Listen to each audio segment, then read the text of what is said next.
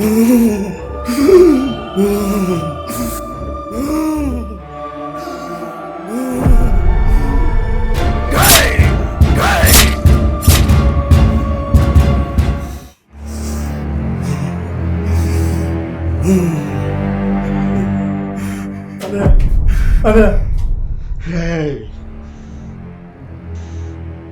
నా రక్తాన్ని ఈ నేల మీద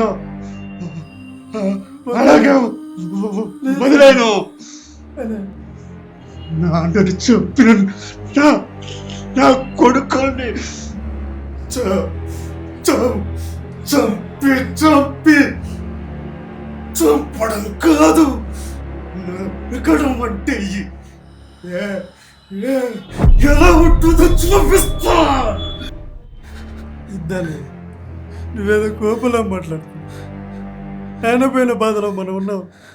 నువ్వు కూడా పోతే మనం ఏమైపోవాలని అన్నయ్య. మన బ్రతుకు మనం బ్రతుకుతామన్నయ్య. భయపడుతున్నావా?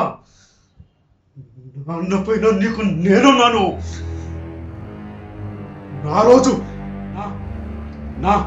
నాన్న గొంతు కోసిన పాడు ఇంకా నా కళ్ళ ముందు తిరుగుతూనే ఉన్నాడు. వదలను, చంపేస్తా, అందరినీ చంపేస్తా.